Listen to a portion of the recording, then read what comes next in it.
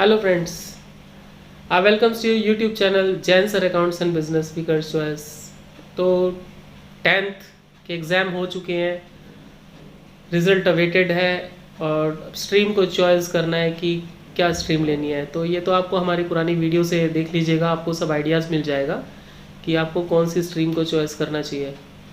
तो अब हम ज़्यादा टाइम नहीं है हमारे पास, अभी ये भी नहीं पता है कि स्कूल्स कब खुलेंगी, कि गवर्नमेंट की पॉलिसीज़ स्टडीज़ को लेकर के क्या आने वाली है, इंस्टीट्यूशंस को लेकर के क्या आने वाली है। तो I would say this is the best time for the study and you have to go through the online classes and you should continue your classes. तो मेरा तो सजेशंस आपके लिए यही रहेगा, आप साइंस स्ट्रीम चॉइस कीजिए या कॉमर्स स्ट्रीम चॉइस कीजिए, बट स्टडी को आप कंटिन्यू कीजिए और सेलेक्ट कीजिए और एम को डिसाइड कीजिए। तो बाकी आपको ये क्या स्ट्रीम आपको लेना चाहिए, कॉमर्स स्ट्रीम क्यों बेटर है, साइंस स्ट्रीम क्यों बेटर है, आप हमारी पुरानी वीडियोस को देख लीजिएगा तो आपको सब चीज़ें उसमें क्लियर हो जाएगी।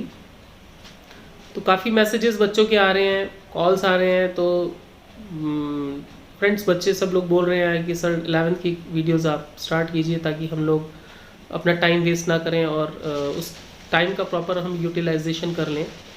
तो इस चीज़ को देखते हुए हमने डिसाइड किया कि हम लोग 11th की अकाउंट्स और बिज़नेस की जो वीडियोस हैं वो बनाएंगे और आप लोगों के लिए उसको अपलोड करेंगे। तो मैं आपसे ये आपको एक एडवाइस दूंगा, एक्सपर्ट एडवाइस दूंगा कि आप लोग यूट्यूब चैनल को सब्सक्राइब कर लो, लाइक कर लो, कमेंट्स करो और आपस में एक दूसरे को शेयर्स भी कीजिए आगे, ताकि जो वीडियोस हैं और दूसरों तक पहुंच सकें और इस लॉकडाउन पीरियड में सभी बच्चों को ज़्यादा से ज़्यादा एडवांटेज मिल सके। तो बाकी God is with you, parents का आशीर्वाद लीजिए, अपनी दिनचर्या को अच्छा बनाइए और बस कंसंट्रेशन बना करके रखिए, पेशेंस रखिए, ज़्यादा एक्साइटेड होने की ज़रूरत नहीं है। अपने आप को सेल्फ मोटिवेट कीजिए, क्योंकि जितना हम अच्छा अपने आप को मोटिवेट कर सकते हैं और कोई दूसरा उतना ज़्यादा मोटिवेट नहीं कर सकता। हमारा एम, हमारे डिसीजंस जो हैं इस टाइम पर लिए हुए, वही हमें हमारे करियर को आगे अच्छा बनाने वाले हैं। तो थैंक यू गाइस, चलिए अपनी वीडियोज़ स्टार्ट कर लेते हैं अकाउंट्स और बिजनेस स्टडी की क्लास 11th के लिए भी। बाकी 12th की वीडियोस तो डेली अपलोडेड हो रही हैं, उनको आप माइंड कीजिए। Thank you so much and God bless you all. Bye.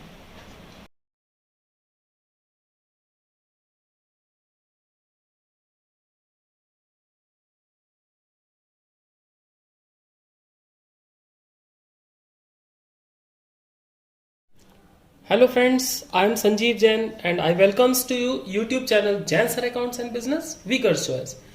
तो फ्रेंड्स, आप लोगों ने अपनी स्ट्रीम को तो चूज़ कर ही लिया होगा। तो हम कॉमर्स स्ट्रीम में जो हमारा 11th क्लास है, उस 11th क्लास के लिए हम लोगों ने अकाउंट्स और बिजनेस की वीडियोस बनानी स्टार्ट कर दी है। तो वीडियो को स्टार्ट करने से पहले मैं आपको ये बता दूं कि आप जो है बुक्स तो मार्केट में अवेलेबल नहीं है, लेकिन अभी पुरानी बुक्स से आप काम लोग चला सकते हो अपना, जिसमें आप लोग कुछ थोड़ा सा अपनी सेल्फ स्टडी करके डिस्क्राइब कर सकते हो और बाकी साइड बाय साइड हम जो अपनी वीडियोस अपलोड करेंगे उसके थ्रू आप लोग काफ़ी अच्छी नॉलेज को एक्वायर कर सकते हो। तो आज हमने एक वीडियो बनाई है क्लास 11th के लिए, अकाउंट्स के लिए, जो कि बिल्कुल एक तरीके से शॉर्ट वे में बनाने की कोशिश की है, जिससे कि आपको थोड़ा सा अकाउंट्स के बारे में पता लगे, अकाउंट्स होती क्या है असल में। देखिए एक्चुअली क्या है कि हम जो भी, चाहे साइंस स्ट्रीम है या कॉमर्स स्ट्रीम है, हम लोग इसलिए लेते हैं ताकि हम अपने फ्यूचर करियर को अच्छे से बना सकें और जिस फील्ड में हमें जाना है उस फील्ड के अंदर हम अच्छी ग्रोथ कर सकें और अच्छे सैलरीज और अच्छे पैकेजेस हम लोग ले सकें। तो ये डिपेंड करता है आपके इंटरेस्ट के ऊपर कि आपको अच्छा क्या लगता है। ठीक है, हम लोगों ने अकाउंट्स कभी पढ़ी नहीं है लाइफ के अंदर, साइंस स्ट्रीम हम शुरू से पढ़ते चले आ रहे हैं, तो इसलिए हमें साइंस के बारे में पता रहता है, फिजिक्स क्या है, केमिस्ट्री क्या है, मैथ्स क्या है, बायोलॉजी क्या है। लेकिन कॉमर्स स्ट्रीम हम पहली बार पढ़ते हैं, इसलिए कॉमर्स स्ट्रीम के अंदर अकाउंट्स, बिजनेस और इकोनॉमिक्स, ये 3 मेजर सब्जेक्ट होते हैं जिनके बारे में हम लोग पढ़ते हैं। अगर मैं ये कहूँ कि अकाउंटेंसी इज अ सोल, कोई बहुत बड़ी बात नहीं है। अगर कॉमर्स स्ट्रीम एक तरीके से शरीर है तो अकाउंट्स उसकी आत्मा है। तो इसलिए अकाउंट्स, बिजनेस और इकोनॉमिक्स हमारे इसके मेजर सब्जेक्ट्स हो जाते हैं। तो आपको पता होना चाहिए कि अकाउंट्स क्या है एक्चुअली। चाहे कोई कॉमर्स स्ट्रीम ले, साइंस स्ट्रीम ले, हर कोई आदमी बिजनेस ही करता है, कोई जॉब करता है। तो यही फील्ड्स होते हैं, या कुछ प्रोफेशनल्स होते हैं। प्रोफेशनल्स जैसे सीए हैं, लॉयर्स हैं, डॉक्टर्स हैं। तो आज की डेट में देखा जाए, आज की डेट में अकाउंट्स का एक बहुत बड़ा रोल है, यानी कॉमर्स सिस्टम का बहुत बड़ा रोल है। किसी भी फील्ड में चले जाइए, बहुत जॉब्स अवेलेबल हैं, अच्छी अच्छी हाई फाई क्लास में जॉब्स अवेलेबल हैं आपके लिए। तो हमको ये पता होना चाहिए अकाउंट्स होती क्या है। देखिए, किसी भी हम, चाहे वो फर्म है, चाहे वो कंपनीज है, बिजनेस तो बहुत बड़े बड़े चलते हैं, हमें उनका हिसाब किताब कैसे रखना है। उस हम प्रॉफिट्स में हैं कि हम लॉस में हैं, कितनी हमारी एसेट्स हैं, कितनी हमारी लायबिलिटीज हैं, हमने कितना कमाया है, कितना खोया है, हमने कितना बनाया है और कितना हमारे पास है। तो इन सब चीज़ों का जो एनालिसिस होता है वो पर्टिकुलर एक सब्जेक्ट में होता है जिसको हम पढ़ते हैं अकाउंट्स। ठीक है, तो आज के टाइम के अंदर अकाउंट्स की क्या वैल्यू है, तो ये तो आपने देख ली है कि चाहे वो डॉक्टर्स हैं, लॉयर्स हैं, आज अपना हर कोई अपना अकाउंट मेंटेन करता है। क्यों काम करते हैं ये डॉक्टर्स हैं, लॉयर्स हैं और जो प्रोफेशनल्स हैं, वो क्यों काम करते हैं? वो सब इसीलिए काम करते हैं ताकि उनको पैसा मिल सके, यानी मनी मिल सके। और उस पैसे का और मनी का जो एक हिसाब होता है, जो एक सिस्टमैटिक तरीके से उनको हम रिकॉर्ड करते हैं, उनको हम क्लासिफाई करते हैं, उनको समराइज करते हैं, उनको कहीं एक जगह पर हम लिखते हैं, डेली लिखते हैं, डेली हम कमाते भी हैं, डेली हम खर्च भी करते हैं। तो उनको प्रॉपर एक सिस्टमैटिक रिकॉर्ड्स के थ्रू रखा जाता है, जिसको हम बोलते हैं अकाउंटिंग। इसको बोलते हैं अकाउंटिंग। तो अकाउंटिंग है क्या, तो उसके लिए हम आज पढ़ेंगे। चलिए देखते हैं। Let us start of the accountancy. Today is video number 1 and day one की वीडियो नंबर 1 है ये। तो इसमें हम लोग देख लेते हैं क्या होता है। मैंने एक्चुअली इसको चैप्टर वाइज नहीं पढ़ाया है, बट मैंने इसको शॉर्ट वे में थोड़ा सा बताया है ताकि आपको थोड़ा थोड़ा ये पता लग सके अकाउंट्स के अंदर एक्चुअली है क्या। तो देखिए, जैसे मैंने बताया कि वेरी शॉर्ट मेथड है यहाँ पर ये जो मैं बता रहा हूँ, और descriptions and short for understanding purpose के लिए मैंने ये वीडियो बनाई है। क्या है कि सबसे पहले मैं आपको बता दूं, देखिए दुनिया में किसी ना किसी का कोई ना कोई तो बाप जरूरी होता है। इसी तरीके से अकाउंटिंग का भी कोई ना कोई बाप जरूर होगा। इसीलिए मैंने यहाँ पर बताने की कोशिश की कि फादर ऑफ अकाउंटिंग, अकाउंटिंग का फादर कौन है। अकाउंटिंग का जो फादर है उसको ल्यूका पैसियोली बोला जाता है। ल्यूका पैसियोली जो है अकाउंटिंग के, यानी कि अकाउंटेंसी के फादर बोले जाते हैं, जिन्होंने सबसे पहली बुक पब्लिश की थी 1494 के अंदर। तो इसीलिए मैंने यहां पर लिखा है कि father of accountancy is Luca Pacioli. ठीक है, the book was published in 1494 of double entry accounting. तो ये जो डबल एंट्री अकाउंटिंग की जो बुक पब्लिश हुई है, वो सबसे पहली बुक 1494 के अंदर पब्लिश हुई है। तो इसीलिए मैंने आपको सबसे पहले इंट्रोड्यूस करा दिया है कि अकाउंटेंसी के, अकाउंटिंग के जो फादर हैं वो कौन है, और सबसे पहली बुक, फर्स्ट बुक जो थी अकाउंटेंसी की, कब पब्लिश हुई थी, तो ये भी मैंने आपको बता दिया है। चलिए, अब आता है एम ऑफ अकाउंटिंग। देख लेते हैं एम ऑफ अकाउंटिंग। अकाउंटिंग का एम क्या है, देखिए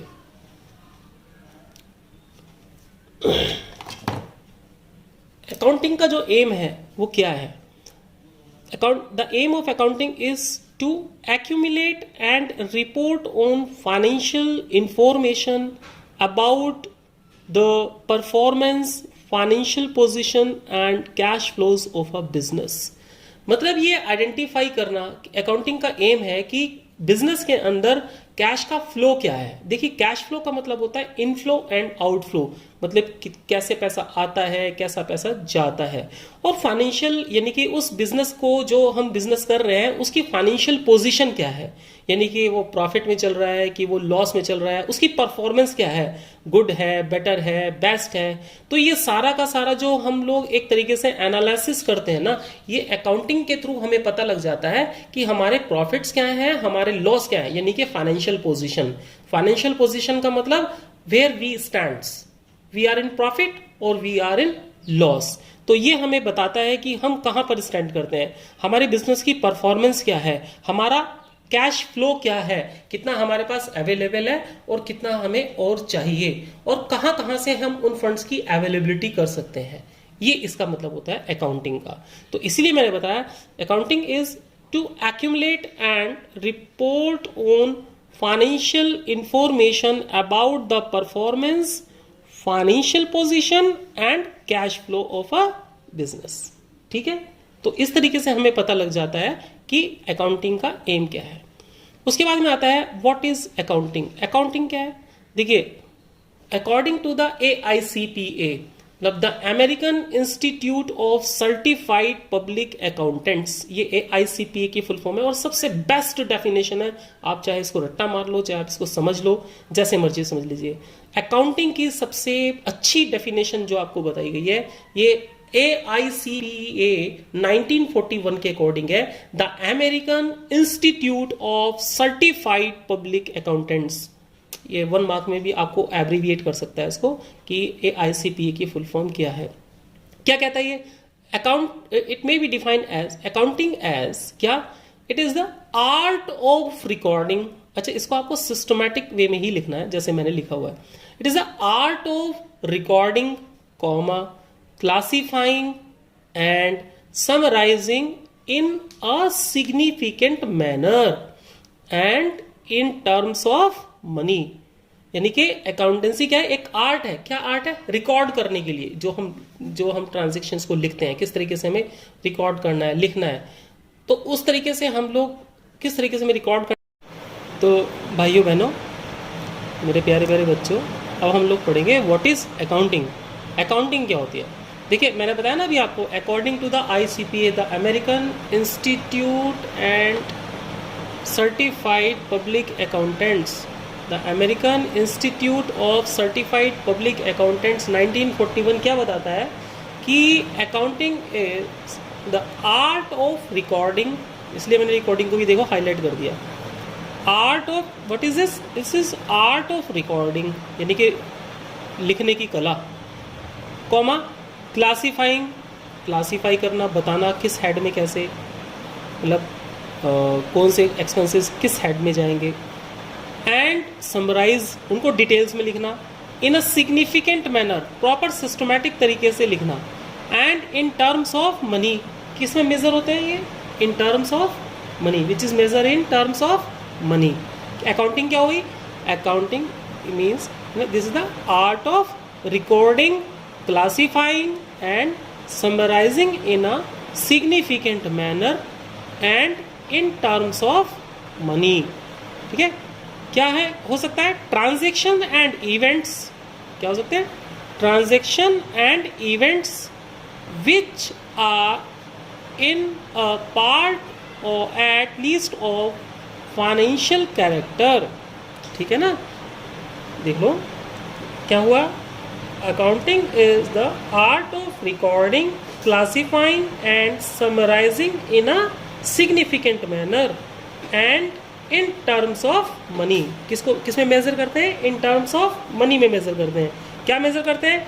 ट्रांजैक्शन और इवेंट्स, दोनों में से जो भी हूँ, ट्रांजैक्शन एंड इवेंट्स। ट्रांजैक्शंस का मतलब होता है बिहेवियर, बिहेवियर मतलब बाय सेल, है ना, ये transaction and events which are in a part at least of financial character. किस पार्ट में हो सकते हैं? फाइनेंशियल कैरेक्टर के पार्ट में। किस फॉर्म में होनी चाहिए? Financial character. फाइनेंशियल का मतलब जिसमें मनी इन्वॉल्व होती है, which are measure in terms of money, financial character, and interpreting the result thereof, जो कि हमें ये बताता है कि इसका रिजल्ट क्या होगा। मतलब ट्रांजैक्शंस करने के बाद, रिकॉर्ड करने के बाद, समराइज करने के बाद, क्लासिफाई करने के बाद, एक प्रॉपर सिस्टमैटिक तरीके से लिखने के बाद, हमारा इन सब चीज़ों के बाद क्या रिजल्ट होगा। मतलब प्रॉफिट्स होंगे, लॉस होंगे, एसेट्स बनेंगी, लायबिलिटीज़ बनेंगी। लायबिलिटीज़ का मतलब जो हमारे ऊपर रिस्पॉन्सिबिलिटीज़, जिम्मेदारियाँ जो हमें पे करनी है ना। जब हम बिज़नेस करते हैं तो बहुत सारी चीज़ें ऐसी होती हैं, जैसे हमें बोरो करनी पड़ती है। जैसे हमने लोन लिया, बैंक से लोन लिया, रिलेटिव से लोन लिया, तो वो क्या हो जाएगा? वो एक तरीके से लायबिलिटी हो जाती है। ठीक है, और एसेट्स वो होती है जो हमारी अपनी होती है जब हम बिज़नेस करते हैं, और बिज़नेस करते वक्त हम लोग प्रॉफिट करते हैं, प्रॉफिट अर्न करते हैं, और प्रॉफिट से हम बहुत सारी चीज़ें अपने लिए बाय करते हैं। जैसे हम फर्नीचर बाय करते हैं, लैंड बाय करते हैं, है ना। तो ये सब हमारी एसेट्स होती है। तो ये आपको पता लग गया कि अकाउंटिंग क्या होती है। AICPA के अकॉर्डिंग बहुत अच्छी डेफिनेशन है ये अकाउंटिंग की, तो आप इसको एब्रीविएट भी कर सकते हो AICPA को, और 1941 के अकॉर्डिंग है। ठीक है, तो so guys this is a appropriate definition of accounting, इसलिए आप इस अकाउंटिंग की डेफिनेशन को अच्छे से लिख लीजिएगा, ये आपके नोट्स का काम भी करेंगे और अच्छे हैं। अब उसके बाद मैं आपको बता देता हूँ फंक्शंस ऑफ अकाउंटिंग।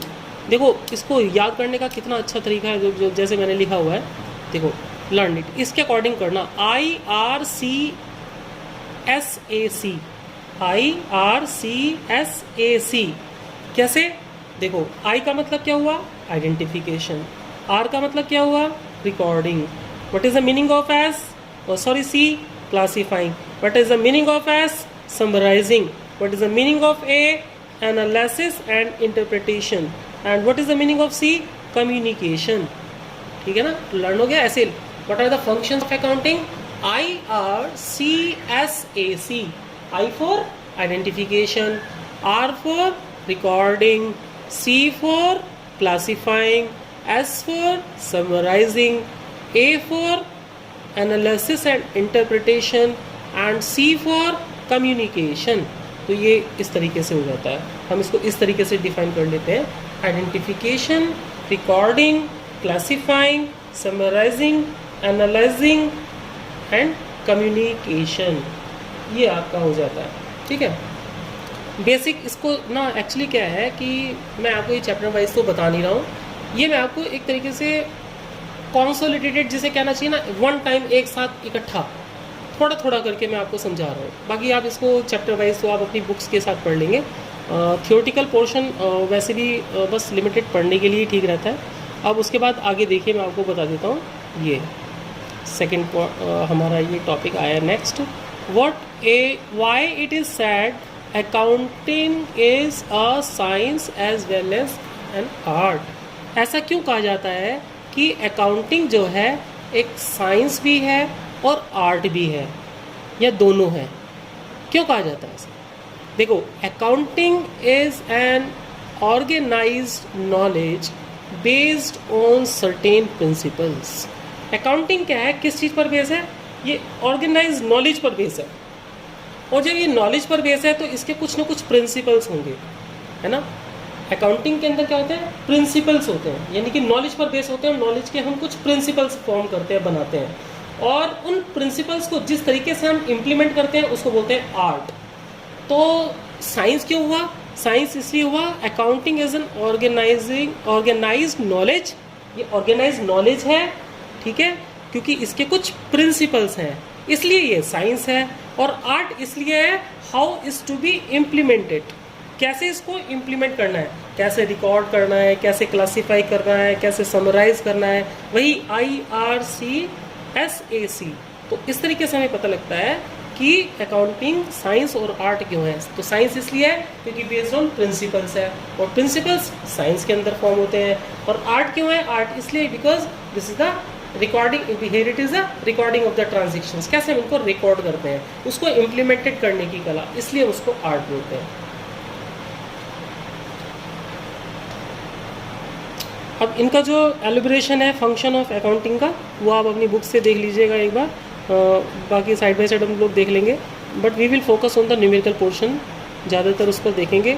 अब आगे देखिए, यहाँ पर मैं आपको बता देता हूँ अकाउंटिंग प्रोसेस। अकाउंटिंग प्रोसेस क्या है? देखिए, अकाउंटिंग प्रोसेस का दूसरा नाम अकाउंटिंग साइकिल भी है, इसको अकाउंटिंग साइकिल भी बोलते हैं। तो अकाउंटिंग प्रोसेस, अकाउंटिंग साइकिल एक ही बात होती है। यहाँ पर इसके 6 पॉइंट्स हैं, मैं आपको जो डिस्कस कर देता हूँ।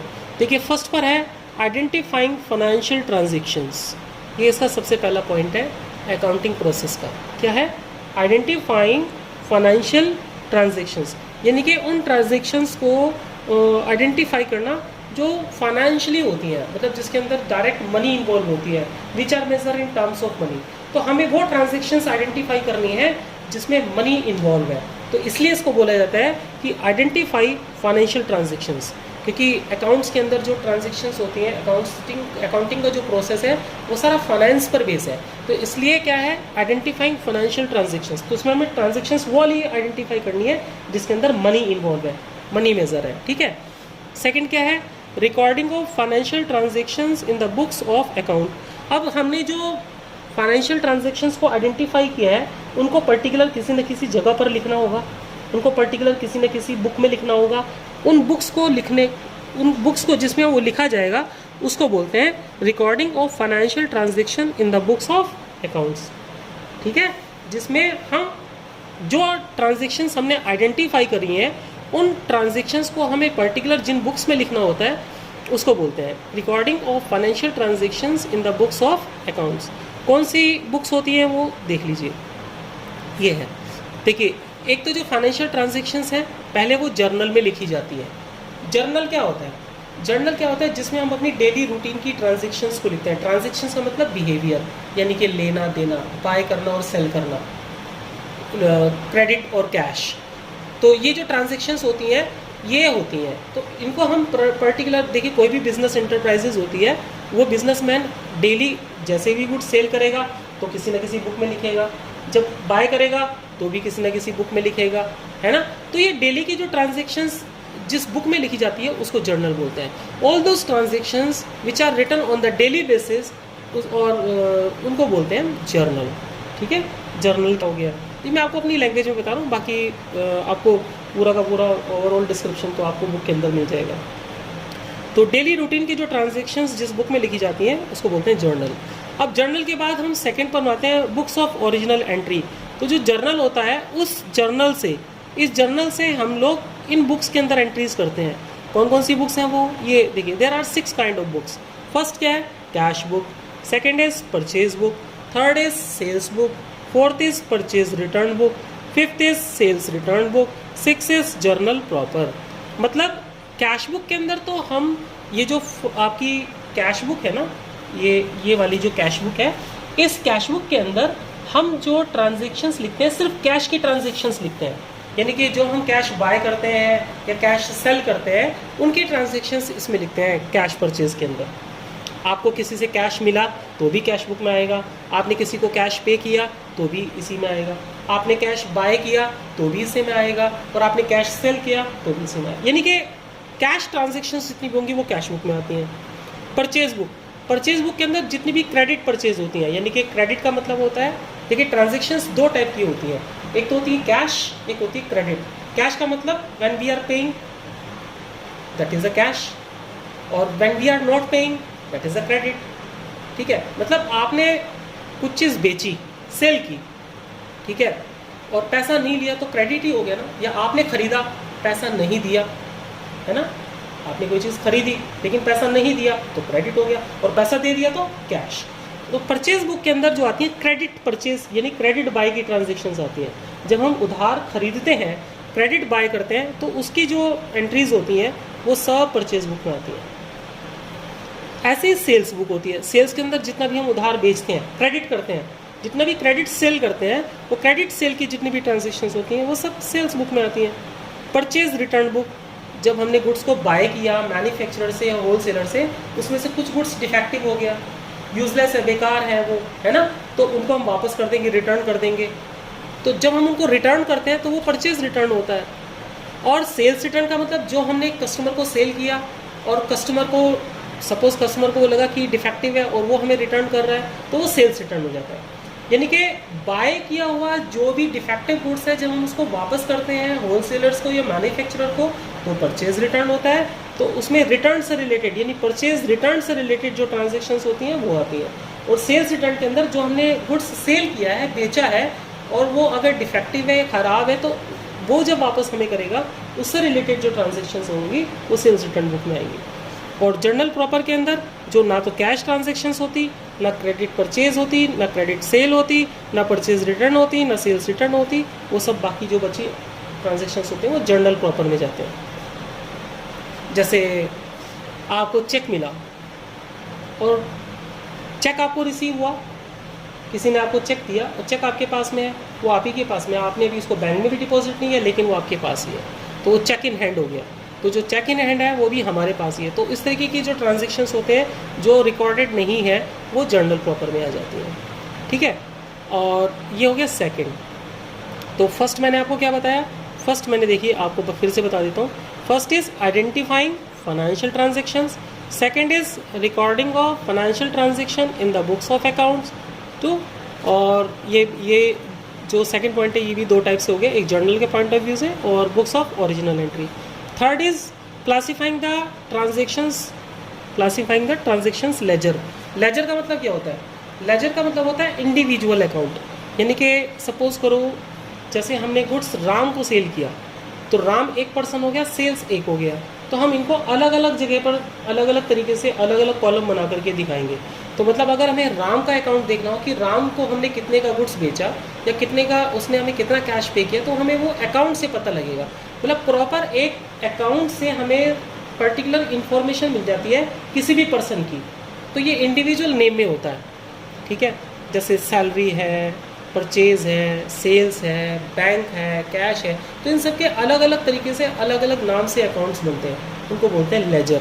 तो लेजर के लिए मैं अलग से वीडियो में आपको बता दूंगा कैसे होता है ये। तो ये आपको इसमें क्लासिफाइंग ट्रांजेक्शन्स यानी कि लेजर हो जाते हैं। अब आप देखिए फोर्थ पर क्या है, ये देखिए फोर्थ मीन्स इसमें फोर्थ में देखेंगे समराइजिंग का मतलब क्या होता है? यानी कि उन ट्रांजेक्शन्स को डिटेल्स में उनको बताना, समराइज करना कैसे कैसे हुआ। यानी कि जो हमने कैश बुक बनाई, हमने सेल्स बुक बनाई, जो हमने परचेज बुक बनाई, जो हमने सेल्स बुक बनाई या परचेज रिटर्न बुक बनाई या सेल्स रिटर्न बुक बनाई, तो इन सबको बुक्स को बनाने के बाद हम इनको एक जगह पर समराइज करते हैं। कैसे समराइज करते हैं? उसके लिए हम 3 टाइप के अकाउंट बनाते हैं। Number 1 trial balance, number 2 trading and profit and loss account, and number 3 balance sheet. ये 3 टाइप से हम समराइज करते हैं ट्रांजेक्शन्स को। समझ में आ गई बात? कितने टाइप से समराइज करते हैं? There are 3 types of summarizing. Number 1 trial balance, इसमें सारे लेजर आते हैं। जो हमारा थर्ड वन था ना लेजर, तो उसमें जो हम लेजर्स बनाते हैं वो सब लेजर्स हमारे ट्रायल बैलेंस में आता है। फिर इस ट्रायल बैलेंस से हम trading profit and loss account बनाते हैं, और इस trading and profit and loss account से हम लोग बैलेंस शीट बनाते हैं। तो ये आपस में एक दूसरे से कनेक्टेड है। देखिए, देखा जाए तो सबसे पहला जो प्रोसेस है वो है जर्नल के बाद बुक्स ऑफ ओरिजिनल एंट्री, ठीक है। Third is ledger, fourth is trial balance, ये देखिए समराइजिंग यानी ट्रायल बैलेंस, फिर trading and profit and loss, and then balance sheet, ठीक है। उसके बाद फिर हम करते हैं एनालिसिस एंड इंटरप्रिटेशन। क्या प्रॉफिट्स हुए, क्या लॉस हुए, है ना, ये हम इसको एनालाइज करते हैं।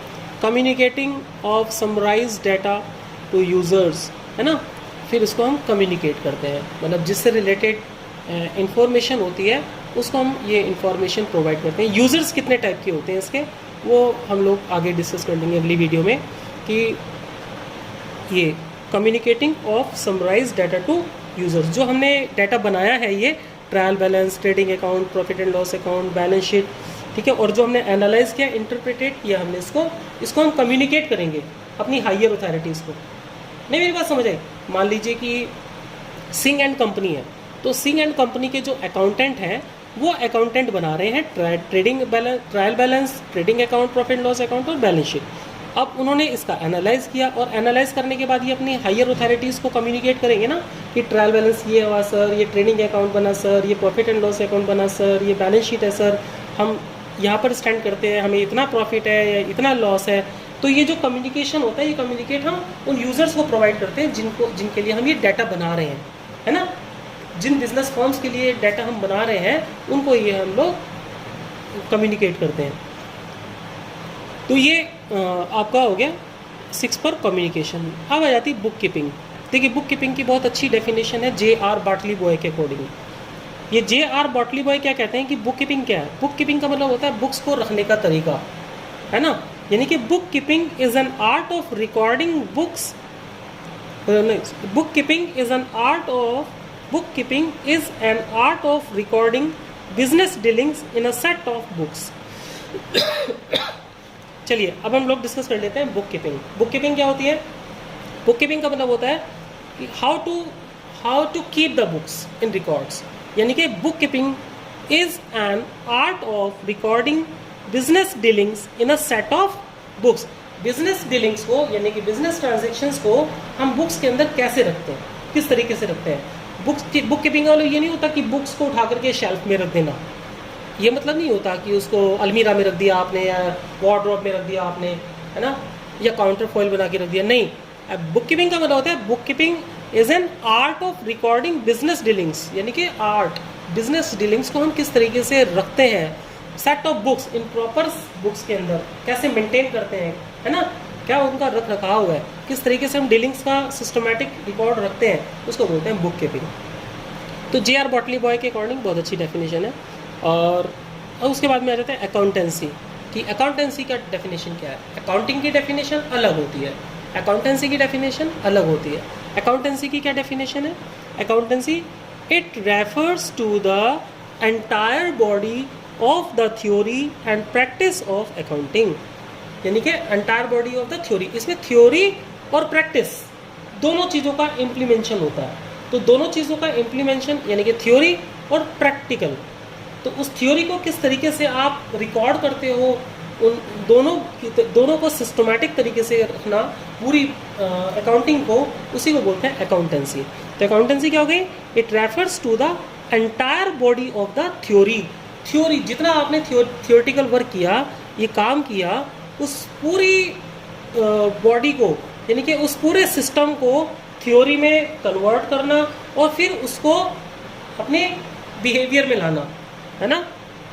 तो तभी बोला it refers to the entire body of the theory and practice of accounting. ठीक है, तो ये हो जाता है, क्लियर है। तो अब ये एक्चुअली थोड़ा सा थियोरेटिकल बेस था जो मैंने आपसे डिस्कस किया डे 1 वीडियो 1 के थ्रू। इसके बाद हम लोग आपको अकाउंटिंग टर्मिनोलॉजी को मैं डिस्क्राइब करूँगा आपको। बस आप जो है ये चैनल को सब्सक्राइब करें, लाइक करें, शेयर करें अपने दूसरे फ्रेंड्स को। और ये जो नोट्स आपको बताए गए, इन नोट्स को आप अपने नोटबुक्स के अंदर लिख लें, ताकि आपको इनिशियली थोड़ा सा ये तो पता लगे कि अकाउंटिंग होती क्या है। तो आज आपको पता लग गया होगा कि अकाउंटिंग क्या होती है, अकाउंटिंग साइकिल क्या होती है, अकाउंटिंग के प्रोसेस क्या होते हैं, अकाउंटिंग का एम क्या है, इसका ऑब्जेक्टिव क्या है ना। अकाउंटेंसी के फादर कौन थे, अकाउंटेंसी की फर्स्ट बुक कब पब्लिश हुई। तो आज की डिटेल्स के लिए आप इतना ही रख लीजिए, बाकी मैं आपको नेक्स्ट वीडियो के अंदर डिस्क्राइब करूँगा। Thank you so much.